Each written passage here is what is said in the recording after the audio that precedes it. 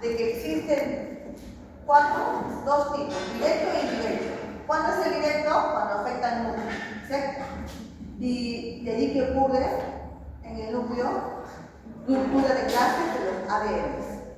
En el directo que ocurre, va, entre comillas, va al medio interno, ¿no?, de la célula, y allí que daña las moléculas que se encuentran en el citoplasma, creando radicales citotóxicos. Y estos se van a combinar y recombinar, dañando de una forma al núcleo. Entonces, por los dos lados tenemos. Y también ocurre aquí en el directo la radiólisis del agua, que aquí debió haber pasado. La radiólisis del agua, aparte, se rompen los enlaces del hidrógeno con el oxígeno, formando unos radicales libres, también citotóxicos, que de una u otra forma van a sacar los enlaces del ADN. Y en el núcleo, ¿qué va a pasar? El ADN va a buscar regenerarse. Y tiene tres vías. Si no logra regenerar, se muere la célula. Si logra regenerar y quedó estable, ahí sigue la siguiente generación. O logra regenerar, pero con algún daño, y que va a pasar a la siguiente generación, digamos por así, el daño, ¿no? A esto, para ustedes ya debe ser un concepto que debe estar fijo para poder hablar de lo que es una técnica. Producción de rayos X.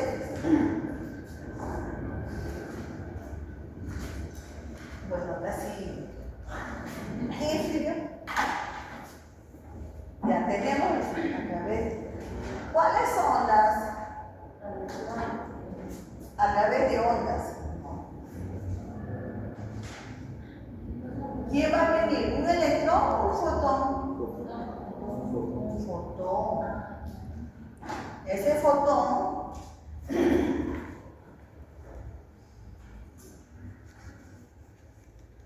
generalmente va a coger un electrón de una capa interna. Tenemos acá la K, la L, la M, la N y la P. Este fotón va a venir y de una u otra forma va a interactuar con este electrón. Le va a dar su energía. Tanto es así esa energía que lo arranca. Y va a quedar aquí un vacío. El electrón se va. Al arrancarlo, el electrón de una siguiente capa, ¿qué va a hacer? Va a saltar y saltar. Eso se le llama el efecto de cascada. Pero como ustedes ven, el diámetro externo es mayor a cada vez a uno más interno. Y este va a tener que, entre comillas, disminuir su energía para que llegue a este nivel. Y esta disminución de energía entre salto y salto se produce en una emisión de un rayo. Y ese rayo van a tener distintas intensidades dependiendo del nivel. Y esos son los rayos X característicos. Esto pues, están pero bien auxilio, esto también lo ponen acá.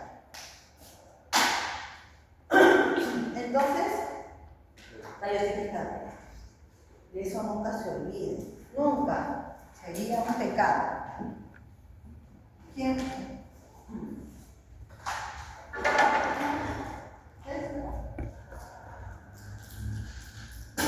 Los otros serían, ¿cuál es el otro? Producción de rayos. Rayos X de frenado. En los rayos X de frenado,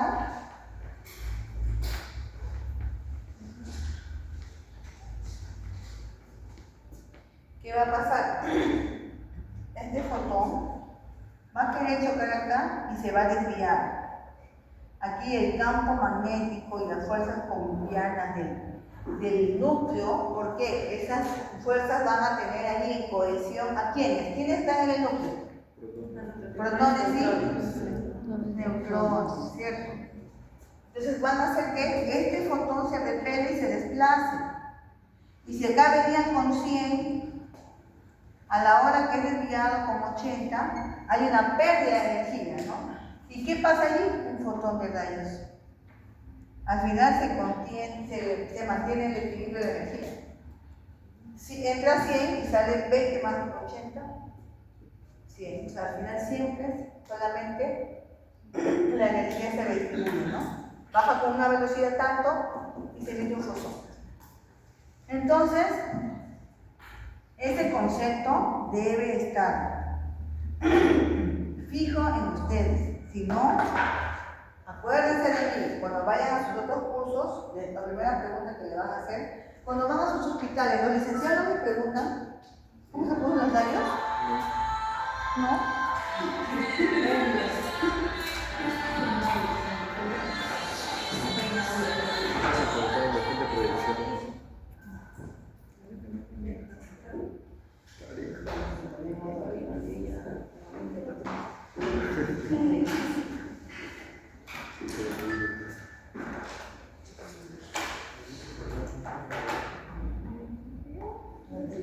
Nos ponemos labios.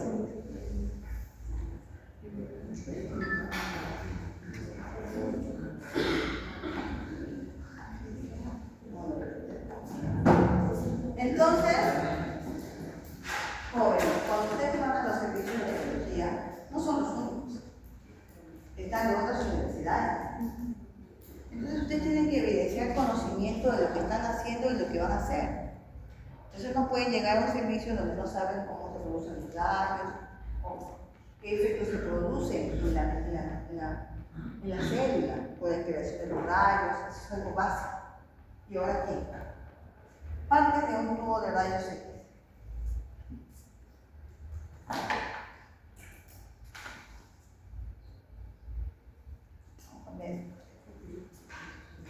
¿Qué es lo más importante? ¿No? Lo que envuelve los elementos importantes del tubo de rayos. ¿Cómo se llama?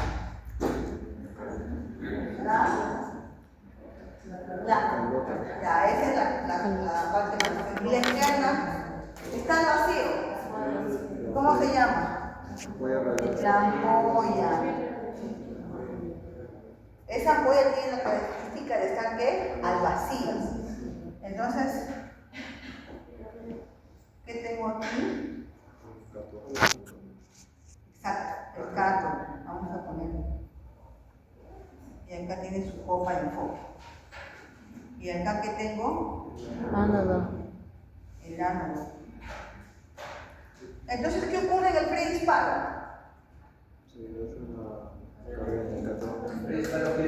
¿Qué ocurre en el predisparo del cátodo? En el cátodo, ahí hay unos filamentos. ¿Qué pasa? Se calienta. ¿Y qué se forma? La nube electrónica. ¿Cómo se llama esa formación de nube? El efecto Kevin. Muy bien. ¿Y de otro lado qué pasa? Gira. El rotor gira. Es por eso la importancia que cuando ustedes estén en la práctica le hagan pre. En ese pre, aquí va a buscar, según los factores de posición de KB y el MAS, esto de aquí se va a calentar. Y este aquí va a rotar. Entonces, ¿qué ocurre? Una diferencia de potencial. ¿Qué cosa es? Un campo que los atrae. Y toda esta nube que está acá dando vueltas, todos estos electrones, van a impactar justo en un borde, que es un borde en junio. ¿Cuánto porcentaje es de rayos X? 1%. Eso también es de ley. ¿Y lo demás qué es? 99% de rayos X. Hasta ahí vamos bien. Nunca se olviden de esto. Un licenciado tecnólogo médico que se quiere como profesional, esto de aquí lo debe manejar sí o sí. Cátodo, ánodo, predisparo, formación de qué de la nube electrónica y el ánodo gira, ¿no? Y cuando hago el disparo ocurre la diferencia de potencial, los electrones de aquí, de la nube electrónica, se impactan sobre el blanco y se producen los rayos. Aquí hay una ventanita en el comienzo. Esa ventanita, aquí hay una ventanita de la misma ampolla de vidrio, ¿eh? Pero no solamente salen por allí, salen por todos lados. ¿Y qué pasa? La ampolla de vidrio es un filtro. Y la coraza que está acá es otro filtro. ¿Y cómo se llama todo eso? Filtración inherente. Acuérdense bien. Filtración inherente. Y la norma técnica, ahora que vamos a ver protección biológica, nos dice cuánto es lo tolerable. Eso tenemos también que saber. Porque la protección biológica está en base a eso. Que conozcamos bien este equipo. Entonces, una vez que se filtra acá, aquí viene la cajita. Lo que les dije, ¿no? Están las luces. ¿Y quiénes están acá? Los colimadores. Y aquí, entre la coraza y acá, hay un grupo de filtros. Los filtros de aluminio, cobre y aluminio cobre. Entonces tenemos la filtración inherente. ¿Cuál es? La ampolla de vidrio, el aceite refrigerante también.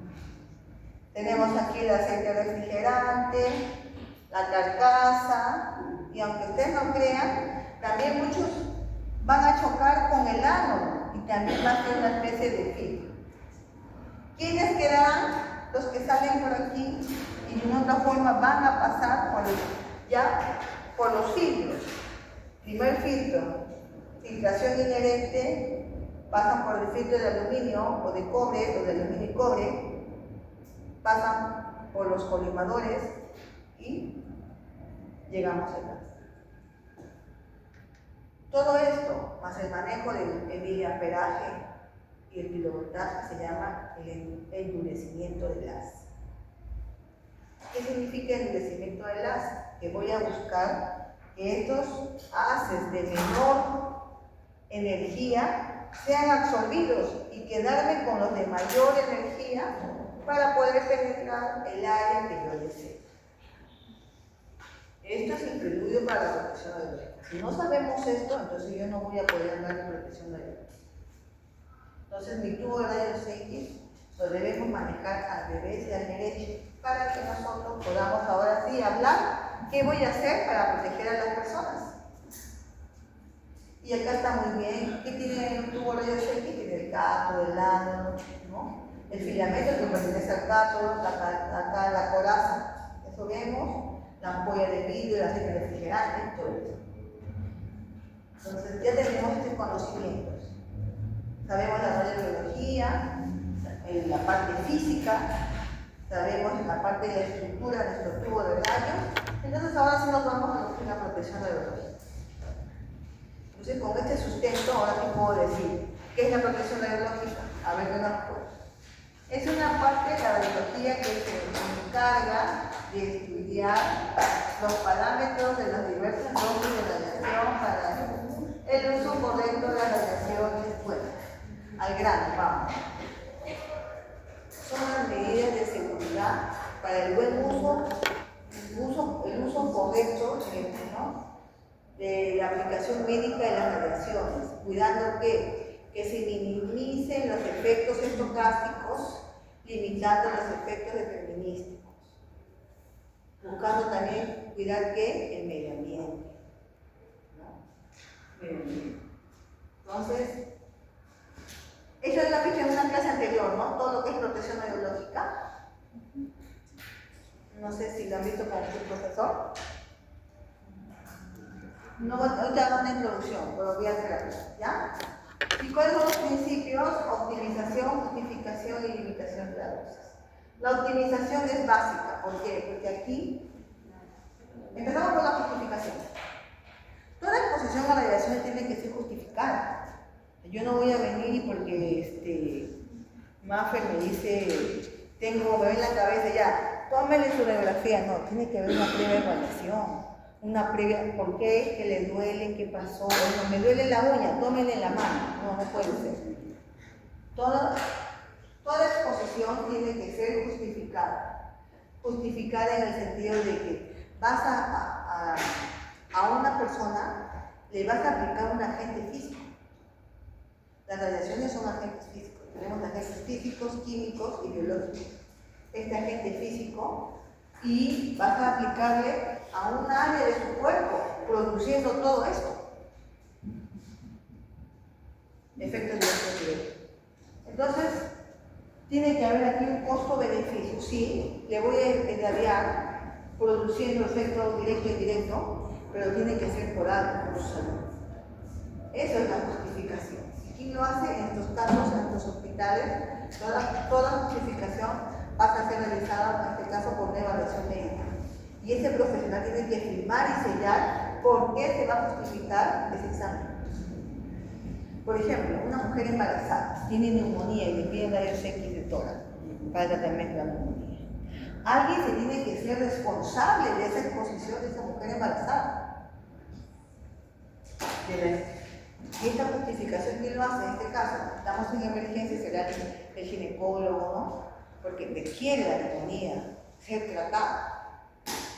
Entonces, esta justificación va previa a una evaluación de la paciente. Y ahora el paciente ya salió de emergencia y llegan a estas salas de rayos. ¿Quién hace la optimización? Nosotros. Ustedes, cuando están en sus salas, ¿qué es lo primero que hacen cuando entran los pacientes? Es adulto, es niño, es gordito, es flaco, porque ya ahí están pensando. Viene en silla de ruedas, camina, está echado, puede pararse. Todo eso usted en su mente está que vuela. Porque según esas condiciones, yo voy a aplicar mi radiación. Entonces yo digo, es flaquito, baja la radiación. Es gordito, subo, pero ¿hasta cuánto subo? Es un niño, tengo que bajarlo. No es lo mismo que un adulto.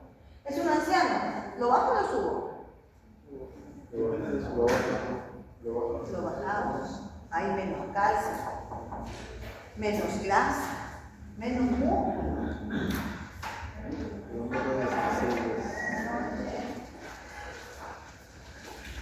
Entonces se dan cuenta de la importancia de la protección radiológica. Mucha gente lo toma como que, ay, ¿quién lo ve? Pero miren, todo lo que estamos haciendo solo lo estamos pensando. Estamos en el comando. Nos piden radiografía de tórax de un paciente, de un niño de 5 años. Entonces tú estás mirando, 5 años, ¿me colabora o no me colabora? Que venga la mamá. Entonces ahora ¿quién tienes? Tienes al acompañante. Entonces tienes que protegerlos. Lo que dices con el baño de agresión. Chaleco. Entonces son decisiones que ustedes así, en segundos, tienen que estar pensando. 2. Un adulto mayor, 80 años, en silla de ruedas, ¿te va a colaborar? No. ¿Subes o bajas la radiación? La bajamos, es un anciano. ¿Pero va a estar solo? No, entonces es un tercero. ¿Qué tenemos que darle? Antilectromo, protección aeronáutica. Entonces, la optimización la hacemos nosotros. Tenemos que ver que estos pacientes reciban lo justo y necesario. ¿Y cómo aquí hacemos la optimización? ¿Cómo se llama este principio de alarma? Tan bajo como razonablemente sea posible. Y ahora hay un nuevo concepto que está circulando en todos lados, que se llama el alarma. Tan bajo como diagnosticablemente sea posible. ¿Por qué? Porque a veces se van hasta el extremo y la imagen no sirve. Entonces, ¿dónde está la protección si le voy a disparar 2 o 3 veces? No tiene sentido. Voy a bajar, si hay que sea, y conocer la imagen no es diagnosticable, no sirve. Tómele de nuevo. Entonces, al final, ¿qué he hecho? Le he disparado más de lo que corresponde. Entonces, esos son los defensores de las imágenes, el alarma, tan bajo como diagnosticablemente sea posible, en relación a la imagen. Ya una vez que el médico justificó, el licenciado tecnólogo médico optimizó la radiación, entonces ahora hablamos de las limitaciones de la dosis. Primero, para empezar, el paciente no tiene límite de dosis, por si acaso. Paciente, ustedes me dirán, pero profesor, entonces ¿para qué me habla de protección radiológica? El paciente no tiene límite de dosis. A ver, alguien que me explique por qué. Se han hecho esta clase. Ya han hecho esta clase, ¿no es cierto? Ya me están dando a entender que se han dormido en esta clase.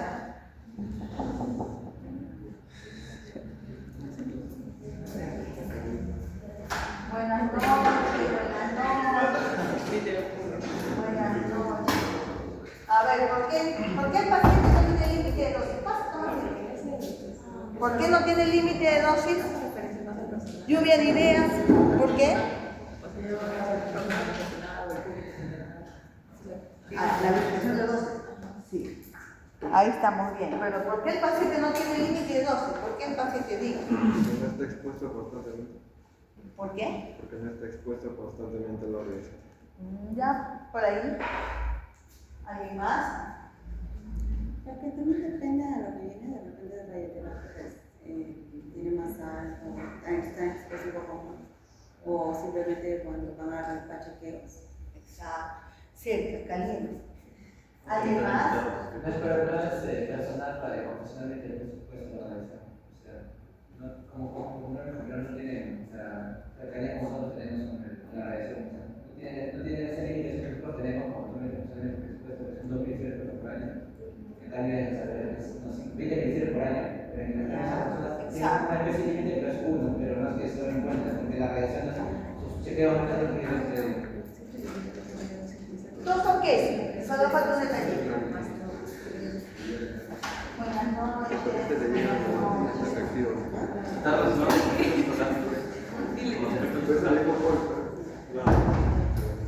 A ver, sale un señor X y en la esquina le atropella el carro. Es un señor urgente, se va a una fosa cerca de allí y le toman los rayos X de la pelvis y la pierna, muy bien. Ya. Pero dicen, no, acá no se puede atender a ese señor, llévenlo a un hospital nacional, se va el 2 de mayo. Tomografía al señor, en la misma hora, ¿no? Pero yo quiero que me hagan el TAP. ¿Qué cosa es el TAP? El tórax, abdomen y pelvis. Está muy bien. ¿Cuánta radiación cree que hay? Superó lo esperado. Ya se pasó. Entonces, el paciente no tiene límite de dosis. Ya, y supongamos que encima tenía cáncer, que siga la terapia. El paciente no tiene límite de dosis porque la exposición está justificada en relación a su vida. Recuerden que esa aplicaciones médicas de las radiaciones, siempre y cuando tú veas que va en beneficio de su vida, claro, pero ahora viene otro concepto que se llama niveles de referencia. Ese concepto, niveles de referencia, inclusive son temas de tesis ahora, y hay estudios que están haciendo los licenciados, los OPR, que se llaman oficiales de protección radiológica, niveles de referencia. ¿Por qué niveles de referencia? ¿Y por qué salió este concepto? Porque tú al decir que el paciente no tiene límite de dosis, tiene carga libre, ¿cierto? Él, o sea, como receptor tiene carga libre, pero tú como emisor no tienes carga libre. ¿Me entiendes? O sea que a mí se me da la gana, como no tiene límite de dosis, para una mano le pongo las factores en un abdomen. ¿No tiene límite de dosis? ¿Se dan cuenta? Él no tiene límite para recibir, pero tú sí tienes límite para dar, porque el que genera la radiación, el que administra, ¿quién es? Somos nosotros. Y aquí viene el concepto de qué? De la optimización. Entonces, los niveles de referencia que ahora hay que salir, supongamos una mano. A ver, está llena práctica, ¿no es cierto? ¿Cuánto le pones una mano en tu hospital? A ver, dime. 40 kb. ¿Con cuánto?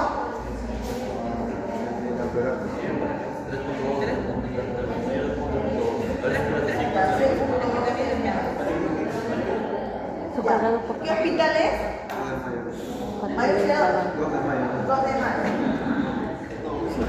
Muy bien. Ah, no escuché. A ver, otro hospital. ¿En qué hospital estás? ¿Ah? Ya. ¿Cuánto le ponen a una mano? En la de Babiati, a ver, ¿cuánto le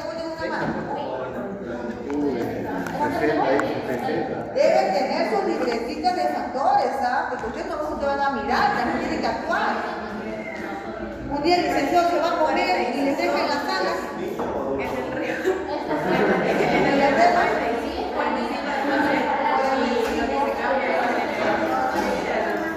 45, ¿no? ¿Cuánto era ese?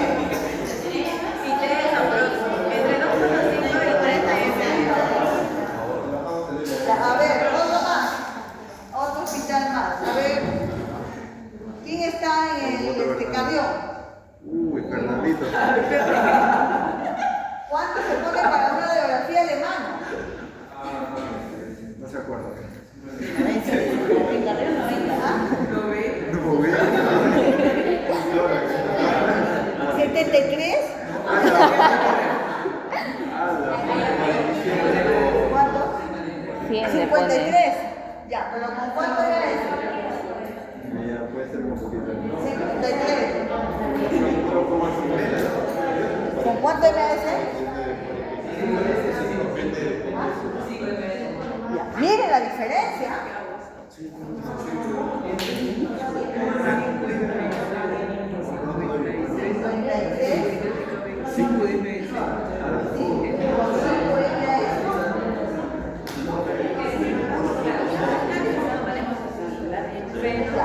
Miren la diferencia.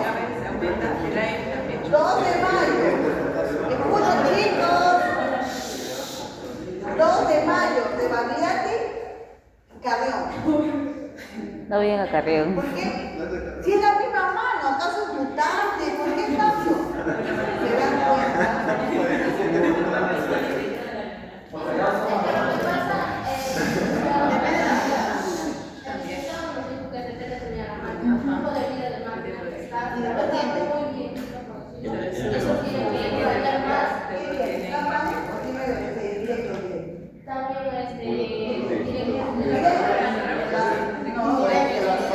¿Qué tiene 2 de mayo? ¿Flat panel? ¿Directo, indirecto? Directo. Ya. ¿Flat panel? No, pues la mano. La mano no va a ¿Y qué tiene Carrión? Flat panel. ¿Qué tiene el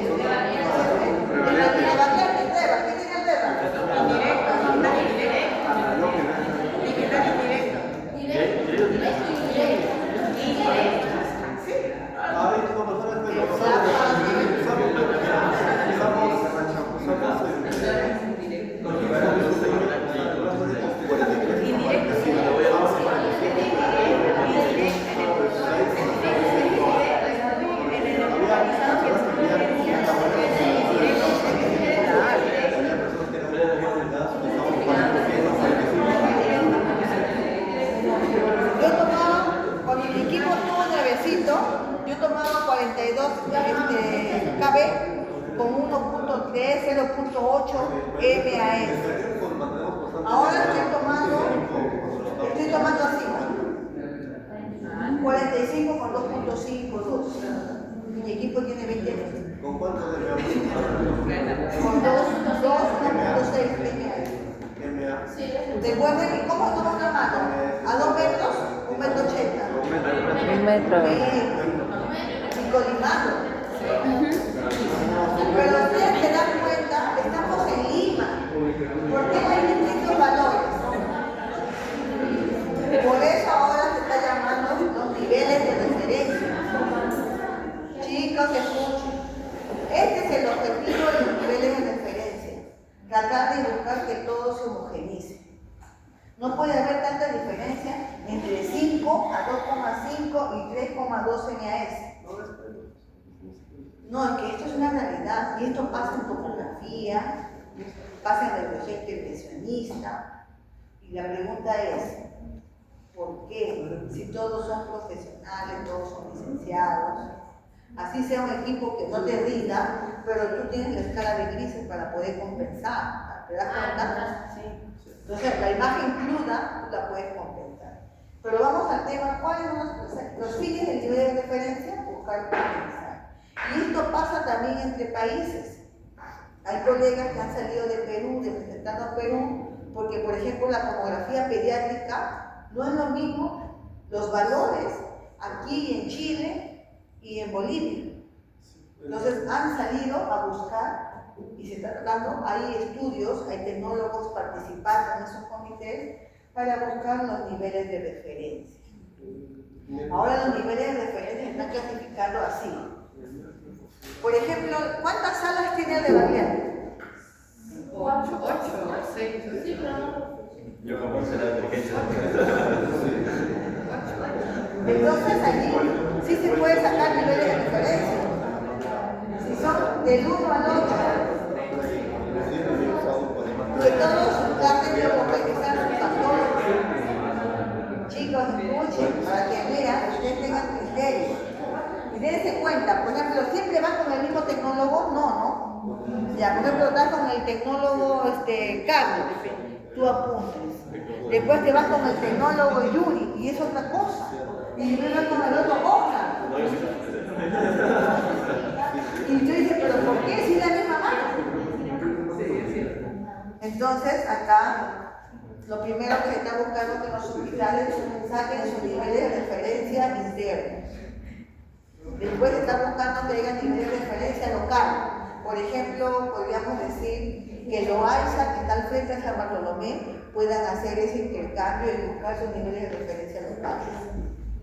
Después está buscando entre departamentos, por ejemplo, que Arequipa y Lima, siendo la misma mano, traten de buscar que sean muy similares. En Europa, por ejemplo, ya los niveles de referencia ya están en la etapa 3, en lo que Francia compara ya sus factores que ya tienen promediados con España, por ejemplo. Si ustedes entran a los documentos del CERAM, ¿saben qué es el CERAM? ¿No es cierto? Allí van a encontrar estudios de niveles de referencia, donde ellos están en la etapa 2, donde toda España ya homogenizó sus niveles de referencia locales. Ahora ellos quieren buscar que toda la comunidad europea participe, entonces están haciendo entre países. Nosotros recién estamos buscando acá que el vecino de mi costado me busque y buscar cómo hacemos, no estamos en ese aspecto todavía en pañales.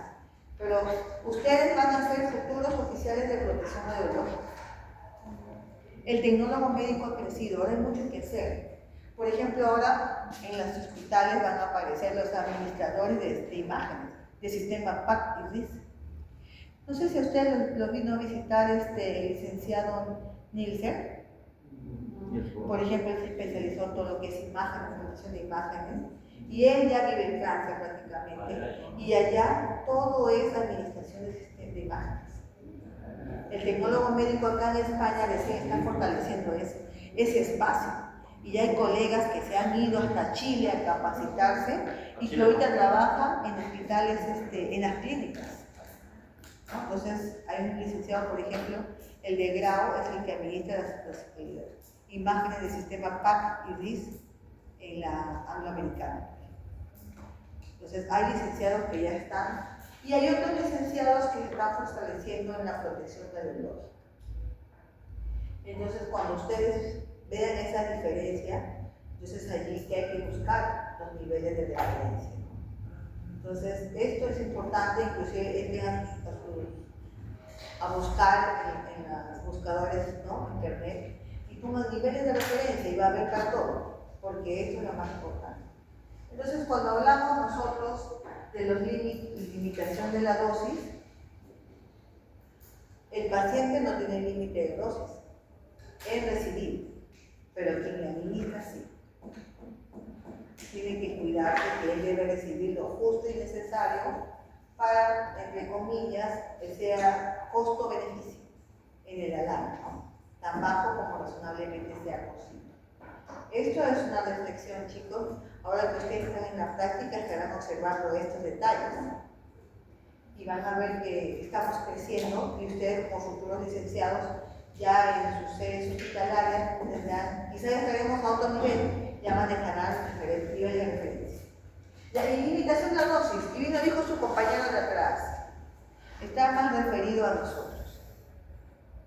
Cuando ustedes vayan a trabajar, ¿cuántas horas hacen los licenciados? ¿Quién se ha dado cuenta de ese detalle? Bueno, una hora de almuerzo. Turnos de 12, ¿qué más hacen? Turnos de 8 horas, 6 horas. ¿Y en el mes cuántas horas debe trabajar un licenciado? 150. 150, ténganlo presente. Si alguien le dice vas a trabajar 200 horas, no, lo siento, no soy obrero. El horario del profesional de la salud en todos los campos, 150 horas, porque a veces con las modalidades de trabajo, a veces quieren aprovecharse, ¿no?, de los profesionales. 150 horas. ¿Y en dónde vamos a trabajar las 150 horas?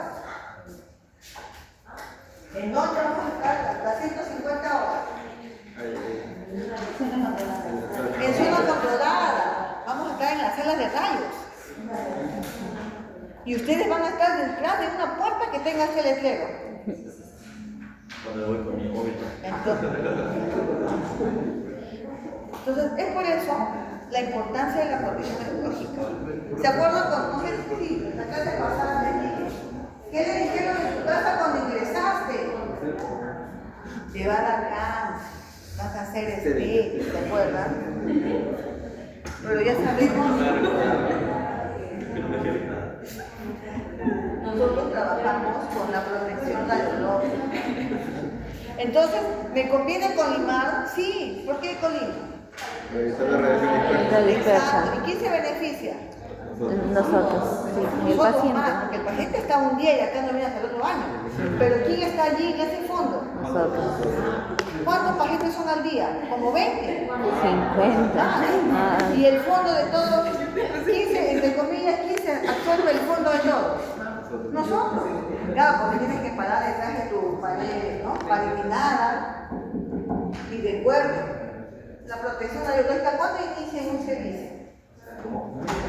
¿Cuándo se inicia la protección radiológica?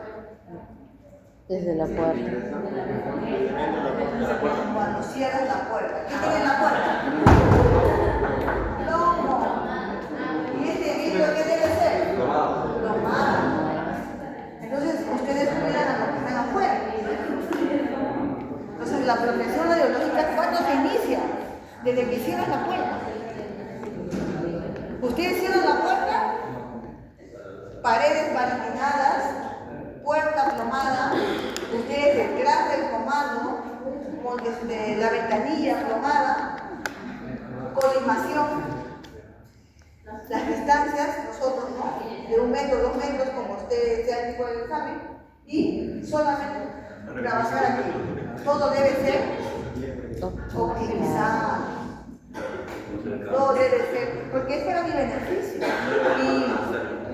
Y nuevamente vuelvo a decir a todos los varones, el día que sean jefes, coordinadores, que sean OPRs, cuiden a sus colegas, sáquenla de las salas donde estén las zonas controladas. Entonces, ¿dónde trabaja el tecnólogo médico? Hablemos con criterio. ¿Dónde trabaja el tecnólogo médico? En zona controlada. Entonces, cuando te digas, trabajo yo en radios, no, sí, en radiología, pero ¿en dónde? Yo estoy en las zonas controladas. Ya desde ya marquen su diferencia a la hora que se exprese.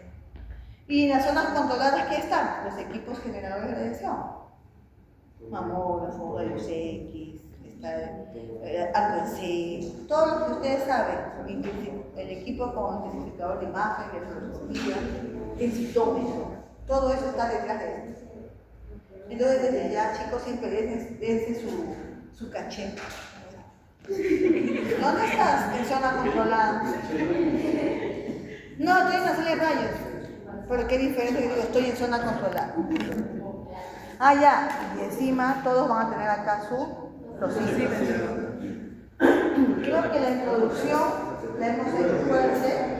Y ahora vamos a dar pase a lo que es protección radiológica, específicamente en mamografía. Son las 3. Quiero hacer 10 minutos para que vayan rapidito al bar y todo eso. 10 minutos y voy a entregar la hoja de asistencia.